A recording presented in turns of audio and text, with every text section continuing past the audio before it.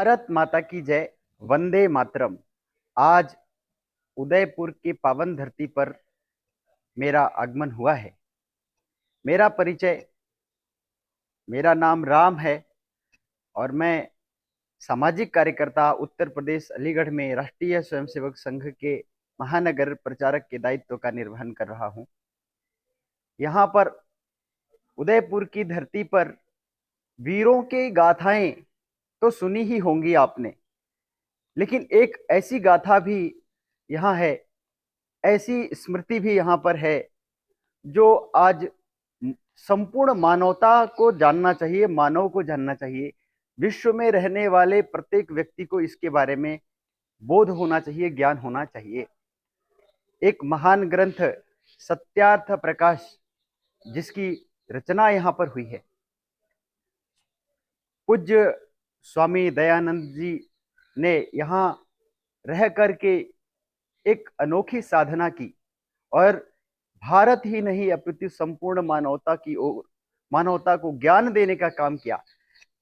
मुगलों, अंग्रेजों के कालखंड में भारत की संस्कृति, सभ्यताएं नष्ट हो चुकी थी।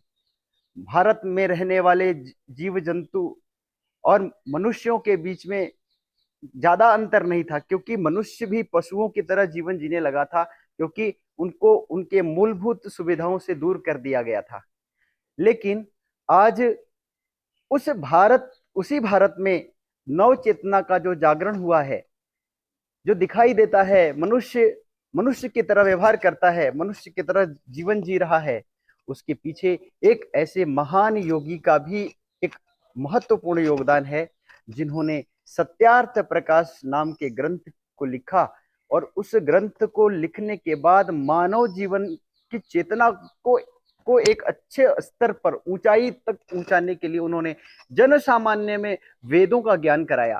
क्योंकि वेदों के बारे में सामान्य मनुष्य नहीं जानता था, क्योंकि उसके व्याकरण, उसकी लिपियां इतनी कठिन थी कि सभी समझ नहीं सकते थे। इसलिए सरल भाषा में उसकी व्याख्या लिखा और जन सामान्य तक वेदों के बारे में ज्ञान फैलाने का काम ऐसे महान ऋषि ने जिस स्थान पर बैठकर साधना किया, उनकी यह साधना स्थली है।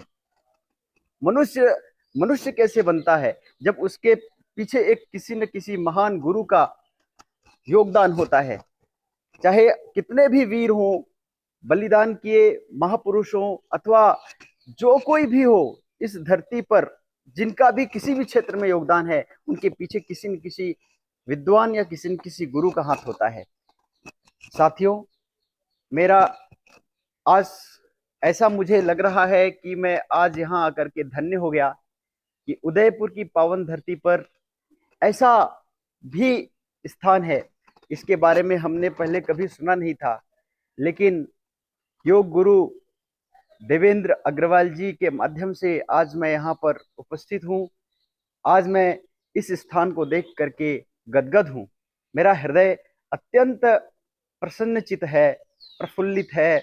मैं देख पा रहा हूँ, आप पीछे मेरे बैकग्राउंड में देख रहे हैं, वेदों के बारे में, एक पेड़ वृक्ष में वेदों का कैसे दर्शन कराया गया है, बहुत ही अद्भुत।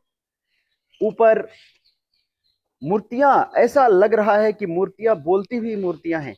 उनके मुख से एक एक शब्द निकल रहे हैं, वो उनके चेहरे की मुस्कुराहट सब ऐसे लग रहा है कि वो मनुष्य सामान्य वही बोल रहे हैं, वही खड़े हैं, वही बैठे हुए हैं। यह अद्भुत है, यह अवर्णनीय है। इसको शब्दों में बयान नहीं किया जा सकता। इसके पीछे 16 संस्कार को चित्रों में कैसे दर्शाया गया है और उसकी वैज्ञानिकता के बारे में बहुत ही सहज और सरल ढंग से बताया गया है, यह अद्भुत है। और थिएटर के माध्यम से भी कुछ जानकारियां यहाँ उपलब्ध हुई।